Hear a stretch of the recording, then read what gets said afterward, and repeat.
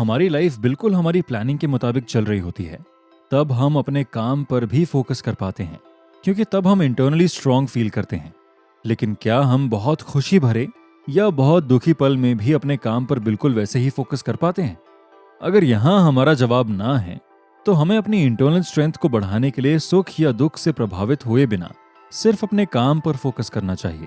यहाँ ये समझना बेहद जरूरी है कि हर एक इमोशन में एक तरह की एनर्जी होती है।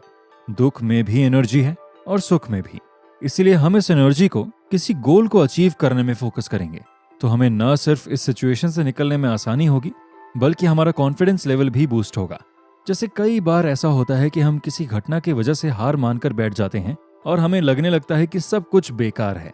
या फिर कभी हम बहुत खुश होते हैं तो अपने जरूरी कामों को ये सोचकर टाल देते हैं कि अभी एंजॉय करते हैं, काम तो बाद में हो जाएगा। ये दोनों ही कंडीशंस हमारी इंटरनल स्ट्रेंथ को बढ़ने नहीं देती। इसीलिए जरूरी है कि हम कर्म को सुख दुख से ऊपर रखें। सुख और दुख से ऊपर उठकर अपनी ड्यूटी को निभाने का एग्जाम्पल प्रियंका चोपड़ा की लाइफ के एक इंसिडेंट से मिलता है। 2013 में एक लंबी बीमारी के चलते प्रियंका चोपड़ा के पिता की डेथ हो गई। पिता की डेथ के बाद प्रियंका गहरे सदमे में थी, लेकिन उन्होंने हार नहीं मानी और दुख की इस घड़ी से बाहर निकलकर अपनी ड्यूटी को पहले रखा और कुछ ही दिनों में शूटिंग पर पहुंच गई। प्रियंका चोपड़ा ने एक इंटरव्यू में बताया था कि उन दिनों वो मैरीकॉम फिल्म की शूटिंग कर रही थी, जिसके लिए उन्हें स्पेशल ट्रेनिंग दी जा रही थी। प्रियंका ने अपने दुख को भूलकर अपने काम पर फोकस किया और पूरी तरह से काम में रम गई। प्रियंका की मेहनत रंग लाई और इस फिल्म में कई बड़े अवार्ड अपने नाम किए। इस तरह काम को सुख दुख से ऊपर रखने वाली बात को हम एक और एग्जाम्पल से समझ सकते हैं। मान लीजिए कि आपके पास एक बड़ी कंपनी से जॉब ऑफर आता है, लेकिन हाल ही में आपकी अपने दोस्त से बहस हो गई है, जिस वजह से आपका मूड ऑफ है। ऐसे में आप इस बात को लेकर इतने स्ट्रेस में हैं कि आपने इस बात को अपनी लाइफ का एक दुख बना लिया है।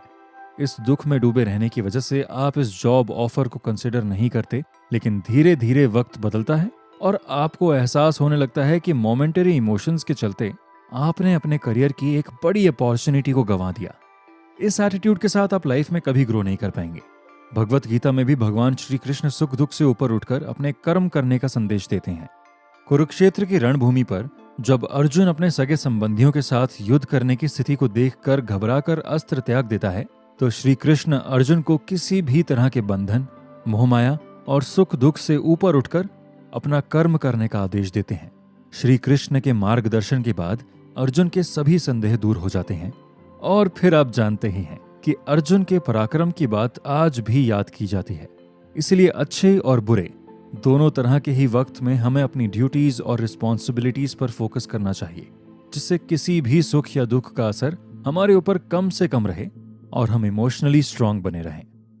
हम सभी का एक पास्ट होता है जिसे हम चाहकर भी अपने से अलग नहीं कर सकते, लेकिन इसका मतलब ये नहीं कि पास्ट ही हमें डिफाइन करता है। हमारा पास्ट कैसा भी हो, लेकिन हमें हमेशा अपने पास्ट को फेस करने की एबिलिटी डेवलप करनी चाहिए। इससे न सिर्फ हम अपनी गलतियों से सीख पाएंगे, बल्कि इसके चांसेस भी बढ़ जाएंगे कि अगली बार पास्ट जैसी सेम सिचुएशन आने पर हमें किस तरह से इसे टैकल करना है ये हमें पता होगा। एग्जाम्पल के लिए, फैमिली में अक्सर बहस हो जाती है।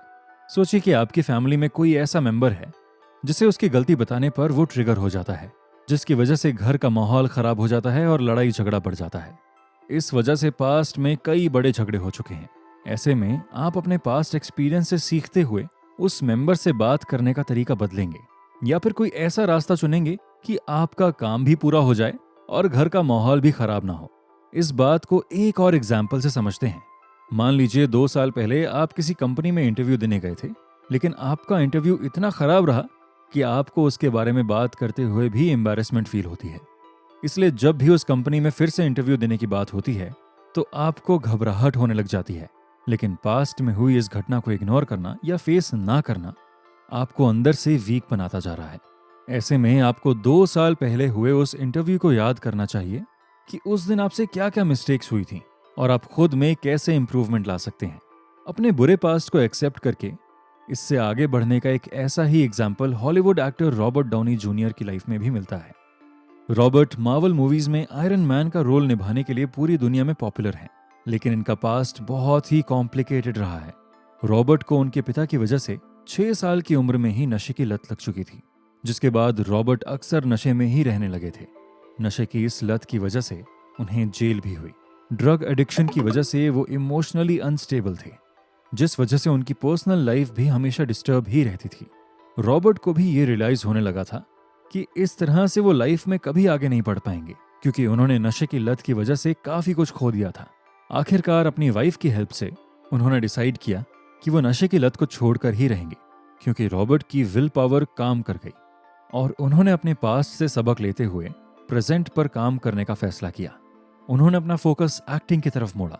उन्हें आयरन मैन का रोल ऑफर हुआ, जिसके बाद रॉबर्ट पूरी दुनिया के सुपरस्टार बन गए। जिस तरह रॉबर्ट ने अपने पास्ट के साथ किया, यानी उससे कुछ सीखा, इसी तरह आप ऐसी मैजिकल टाइम मशीन को इमेजिन करें जहां आप अपने साथ पास्ट में हुई किसी घटना को फेस करके स्ट्रांग होना सीख सकें। मतलब आप एक बार फिर से उसी घटना को रिविजिट करते हुए, पास्ट को फेस करते हुए एबिलिटी बढ़ा सकें। ये एक ब्रेव मूव की तरह है, जिससे बरसों पुरानी बीती हुई घटनाओं से सीखते हुए आप प्रेजेंट में खुद को इंटरनली स्ट्रांग बना सकते हैं। हम बचपन से सुनते आ रहे हैं कि यूनिटी इज स्ट्रेंथ। इसका मतलब है कि जब हम अकेले की बजाय एक टीम बनाकर काम करते हैं तो हम ज्यादा स्ट्रांग होते हैं। इस एपिसोड में आप इस बात को अच्छी तरह समझ पाएंगे कि स्ट्रांग बनने के लिए एक साथ काम करने की क्या इंपॉर्टेंस है। फॉर एग्जाम्पल, भारत को अंग्रेजों से आजाद करने के लिए फ्रीडम फाइटर्स ने अपनी टीम बनाई थी। पूरा देश एक टीम की तरह काम कर रहा था। कुछ लोग विदेशी सामानों को बॉयकॉट कर रहे थे, कुछ पत्रकार अंग्रेजों की भेदभाव से भरी नीतियों के खिलाफ लेख लिखकर लोगों को जागरूक कर रहे थे। सभी लोग अपनी अपनी एबिलिटी के हिसाब से देश को आजाद कराने के मिशन में लगे हुए थे। जब अलग अलग लोगों की एबिलिटीज और स्किल्स एक साथ मिलकर काम करती हैं तो टास्क या मिशन को पूरा करना आसान हो जाता है। इसी वजह से आपको टीम में काम करने की इंपॉर्टेंस को भी जरूर समझना चाहिए। इससे दूसरे लोगों की स्किल्स को देखकर आप बहुत कुछ सीख सकते हैं। इसको समझने के लिए सबसे अच्छा एग्जाम्पल है मूवमेंट्स का। कहते हैं कि किसी आवाज को इग्नोर करना आसान होता है, लेकिन जब कई आवाजें मिलकर शोर बन जाती हैं तो इसे इग्नोर कर पाना बहुत मुश्किल होता है। हम देश दुनिया में ऐसे कई मुद्दे रखते हैं जो किसी एक इंसान के लिए नहीं बल्कि पूरी ह्यूमैनिटी के लिए खतरा बन सकती है। जैसे अपने चिपको आंदोलन के बारे में जरूर सुना होगा। 70 के दशक में पेड़ों को काटने के विरुद्ध चमोली के स्थानीय निवासियों ने चिपको आंदोलन शुरू किया था। इस आंदोलन में अनगिनत लोग पेड़ों से चिपक कर खड़े हो गए थे, जिससे कि पेड़ काटने के लिए आने वाले लोग पेड़ ना काट सकें। वनों को बचाने के लिए इन सभी लोगों ने एक साथ मिलकर स्ट्रैटेजी बनाई थी। सोचिए, अगर कोई एक इंसान पेड़ से चिपक कर खड़ा हो जाता तो क्या ये मूवमेंट इतना इम्पैक्टफुल हो पाता? जाहिर सी बात है कि इस एक मिशन को पूरा करने के लिए सभी लोगों ने एक टीम बनाकर काम किया। तभी ये मूवमेंट एक गोल्डन हिस्ट्री बन गया। आप कितने भी टैलेंटेड क्यों ना हो, लेकिन टीम में काम करने के लिए सबसे ज्यादा इंपॉर्टेंट है कि आप अपने ईगो को छोड़कर काम करें।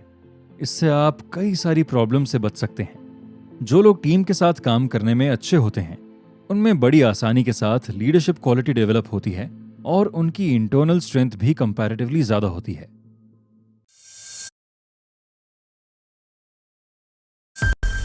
सवाल है कि लोग झूठ क्यों बोलते हैं? आपने अक्सर देखा होगा, लोग जरा जरा सी बातों पर झूठ बोल देते हैं, चाहे वो एक छोटा बहाना ही क्यों ना बना रहे हो। ऐसे में सवाल आता है कि लोग झूठ क्यों बोलते हैं? तो इसके कई जवाब हो सकते हैं, लेकिन झूठ बोलने की एक वजह यह भी है कि लोग सच बोलने से डरते हैं, क्योंकि उन्हें लगता है कि झूठ बोलने से वो सेफ रहेंगे, जबकि सच बोलने से क्रिएट होने वाली सिचुएशन को वो डील नहीं कर पाएंगे। झूठ बोलने के भी कई साइड इफेक्ट्स होते हैं। झूठ बोलने का सबसे बड़ा साइड इफेक्ट यह है कि झूठ बोलने वाला इंसान हमेशा डरा हुआ रहता है और डर हमें अंदर से कमजोर बनाता है। इस वजह से झूठ बोलने से हम कभी भी स्ट्रांग नहीं बन सकते। हमें हमेशा ये डर सताता रहेगा कि कहीं सबके सामने सच ना आ जाए। ऐसे में बहुत जरूरी है कि हम सच बोलने की शुरुआत पहले खुद से करें। हम पहले खुद सच को एक्सेप्ट करना सीखें। जिस दिन हम खुद के सच को स्वीकारना शुरू करेंगे, उस दिन हम दूसरे लोगों से भी बिना डरे सच कह पाएंगे। सच बोल देने से आप आजाद हो जाते हैं, लेकिन झूठ आपको एक कैद में रखता है। इस कैद में आपको धीरे धीरे घुटन महसूस होने लगती है। कभी कभी लोगों को लगता है कि वो झूठ बोलकर कई परेशानियों से बच सकते हैं। झूठ कुछ देर के लिए परेशानियों से भले ही बचा सकता है, लेकिन उसी झूठ के बैकफायर होने पर आपके सामने मुसीबतों का पहाड़ टूट सकता है। वहीं सच बोलकर हम खुद में इंप्रूवमेंट तो लाते ही हैं, साथ ही सच बोलकर ही हम दुनिया में भी बदलाव ला सकते हैं। इस बात को हम महात्मा गांधी की लाइफ से समझ सकते हैं। महात्मा गांधी से जुड़ी एक कहानी है कि एक दिन उनके पास एक औरत अपने बच्चे को लेकर आई और कहने लगी कि बापू, आप मेरे बच्चे को समझाएं कि वो गुड़ ना खाए, क्योंकि वो गुड़ बहुत ज्यादा खाता है। गांधी जी ने उस औरत को एक सप्ताह बाद उस बच्चे को फिर से लेकर आने के लिए कहा। वो औरत अपने बच्चे को लेकर गांधी जी के पास एक सप्ताह बाद आई, लेकिन गांधी जी ने फिर से अगले सप्ताह आने के लिए कहा। इसी तरह से गांधी जी 4 सप्ताह तक उस औरत को अगले सप्ताह आने की बात करते रहे। आखिरकार 5वें हफ्ते में गांधी जी ने उस औरत के बच्चे को समझाते हुए कहा, बेटा, गुड़ मत खाया करो, सेहत के लिए अच्छा नहीं है। ये देखकर वो औरत बहुत गुस्सा हुई और गांधी जी से बोली कि बापू, ये बात तो आप पहले सप्ताह में भी कह सकते थे, तो इतनी छोटी सी बात कहने के लिए आपने इतने दिनों तक मुझे इंतजार क्यों कराया? इस बात को सुनकर गांधी जी मुस्कुराते हुए शांत भाव से बोले, क्योंकि मैं खुद गुड़ खाया करता था। आपके बेटे को सीख देने के लिए पहले मुझे अपना सच बदलना होगा, तभी मैं उसे सच बात कह पाऊंगा। इतने सप्ताह तक मैंने पहले गुड़ खाना खुद छोड़ा है और अब सच्चाई के साथ इस बात को कह पाया हूं। गांधी जी के सच को सुनकर वहां मौजूद लोगों ने भी सीख ली और सच की ताकत को समझा। इसी तरह अगर आप चाहते हैं कि दुनिया में बदलाव आए, तो आपको पूरी सच्चाई के साथ सबसे पहले खुद में बदलाव करने की कोशिश शुरू करनी होगी। तो इस तरह से न सिर्फ दूसरों के साथ बल्कि अपने लिए भी हमेशा ऑनेस्ट और ट्रूथफुल रहना इंटरनली स्ट्रांग बनने के लिए बहुत इंपॉर्टेंट है। हम सभी का एक कंफर्ट जोन होता है। इस कंफर्ट जोन में रहकर हम सेफ फील करते हैं, लेकिन ये कंफर्ट जोन एक सर्कल की तरह होता है जहां हम हर बार गोल गोल घूमकर वापस उसी जगह पर आ जाते हैं जहां से हमने शुरुआत की होती है। इस सर्कल में घूमते रहने से हम कोई भी नई मूवमेंट नहीं कर सकते। इसका मतलब यह है कि कुछ नया सीखने के लिए हमें अपने कंफर्ट से बाहर निकलकर नई चीजें ट्राई करनी चाहिए, जिससे कि हमारी ग्रोथ हो सके। हमें अपना कंफर्ट जोन पता होना चाहिए, लेकिन हमें इसे अपनी आदत बनाने से बचना चाहिए। इमेजिन करें कि आप एक कैफे चलाते हैं जहां पर आप कॉफी बनाते हैं क्योंकि आप बहुत अच्छी कॉफी बनाते हैं। कॉफी बनाना आपका कंफर्ट जोन है। कैफे में सिर्फ कॉफी अवेलेबल होने से आपके कस्टमर्स भी लिमिटेड हैं, जिसकी वजह से आपकी सेल भी लिमिटेड है। लेकिन अगर आप कंफर्ट जोन से निकलकर कैफे में चाय भी बनाना शुरू कर देंगे, तो इससे आपकी प्रोग्रेस के चांसेस काफी बढ़ जाएंगे, क्योंकि चाय और कॉफी दोनों के शौकीन आपके कैफे में आना शुरू कर देंगे। लाइफ में छोटी छोटी ग्रोथ ही आपको प्रोग्रेस तक ले जाती है। कंफर्ट जोन से बाहर निकलकर सक्सेस अचीव करने की ऐसी ही कहानी है famous dancer and actress Sudha Chandran की। सुधा चंद्रन को बचपन से ही डांस का बहुत शौक था, लेकिन उनका ये सपना उस वक्त टूट गया जब 16 साल की उम्र में सुधा चंद्रन का एक्सीडेंट हो गया। इस एक्सीडेंट की वजह से सुधा जी के दाहिने पैर में चोट आई थी, जिसकी वजह से उनका पैर काटना पड़ा। इसके बाद सुधा जी ने फिर से डांस करने की सारी उम्मीदें खो दी थी। उनके आसपास मौजूद लोगों ने तो ये कहना शुरू कर दिया था कि सुधा जी अब कभी नॉर्मली चल नहीं पाएंगी, तो डांस करना तो दूर की बात है। लेकिन सुधा जी हार मानने वालों में से नहीं थी। आर्टिफिशियल पैर लगवाने के बाद सुधा जी ने 3 साल तक चलने की प्रैक्टिस की। इसके बाद उन्होंने डांस करने की भी कोशिश शुरू कर दी। शुरुआत में नकली पैर के साथ डांस करना बहुत ही मुश्किल लगता था। सुधा जी कई बार गिर भी जाती थीं, जिसकी वजह से उन्हें चोट भी आई थी। लेकिन उन्होंने अपने कंफर्ट जोन से बाहर निकलकर अपने सपने को पूरा करने की ठानी। इस जुनून और हिम्मत की बदौलत आखिरकार सुधा जी ने फिर से डांस प्रैक्टिस शुरू की और अपने डांस के दम पर पूरी दुनिया में अपनी पहचान बनाई। इसके साथ ही सुधा जी ने कई फिल्मों और टीवी सीरियल्स में काम भी किया। सोचिए, अगर सुधा जी किस्मत के भरोसे बैठ जाती या फिर कंफर्ट जोन से बाहर निकलने की कोशिश नहीं करती, तो शायद ही सुधा चंद्रन की कहानी करोड़ों लोगों के लिए मिसाल बन पाती। आप भी अगर अपने कंफर्ट जोन में बैठे हैं, तो खड़े होकर एक बार टहलने की कोशिश जरूर कीजिए। इससे हो सकता है खबरों में अगली कहानी आपकी ही हो। ये पूरा एपिसोड ग्रोथ और प्रोग्रेस के बारे में है। ये बिल्कुल उसी तरह है जैसे हम एक छोटे से बीज को उगाकर एक बड़ा पेड़ बनते हुए देखते हैं। आपको समझना होगा कि नई चीजों को ट्राई करना क्यों इंपॉर्टेंट है। ऐसा जरूरी नहीं है कि आप कामयाब होने के लिए हमेशा आसान रास्ता ही चुनें, बल्कि इतनी बड़ी दुनिया में हमें हर दिन कुछ नया सीखने के लिए तैयार तो रहना ही चाहिए। किसी ने सच ही कहा है कि दुनिया में कुछ भी व्यर्थ नहीं है। खासकर कुछ नया सीखकर हम अपनी लाइफ को पहले से ज्यादा आसान कर रहे होते हैं और हमारा कॉन्फिडेंस लेवल भी बूस्ट होता है, जिससे हम इंटरनली पहले से ज्यादा स्ट्रांग हो जाते हैं। तो दोस्तों, अब आपको पता है कि हमें किस तरह अपनी इंटरनल स्ट्रेंथ को बढ़ाना है और हिम्मत के साथ सिचुएशन को फेस करना है। यहाँ ब्रेव होने का ये मतलब नहीं है कि हमें किसी भी चीज से डर ना लगता हो, बल्कि ब्रेव होने का मतलब अपने डर पर काबू करके आगे बढ़ने से है। हमारी पर्सनालिटी को बनाने में कई फैक्टर्स रिस्पॉन्सिबल होते हैं, लेकिन अगर हम अपना बेटर वर्जन बनना चाहते हैं तो हमें खुद पर फोकस होकर काम करना चाहिए। हमें पता होना चाहिए कि हमें अपने अंदर से किन नेगेटिव चीज़ों को हटाना है और किन पॉजिटिव एट्रीब्यूट्स को अडॉप्ट करना है। इंटरनल स्ट्रेंथ को बढ़ाने से हम किसी भी सिचुएशन को बिना डरे या बिना घबराए इजीली हैंडल कर सकते हैं। इंटरनल स्ट्रेंथ होने से हमारी लाइफ भी इजी बनती है। इसीलिए हमें अपनी इंटरनल स्ट्रेंथ को ग्रो करने के लिए लगातार कोशिश करते रहना चाहिए।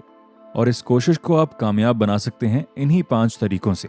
आप एक एक करके हर एक पॉइंट को अपने ऊपर अप्लाई कीजिए और जल्दी ही आपकी अपने इंटरनल स्ट्रेंथ में फर्क महसूस होने लगेगा। तब आप खुद महसूस करेंगे कि इन तरीकों से आपकी लाइफ में कितना पॉजिटिव चेंज आता है।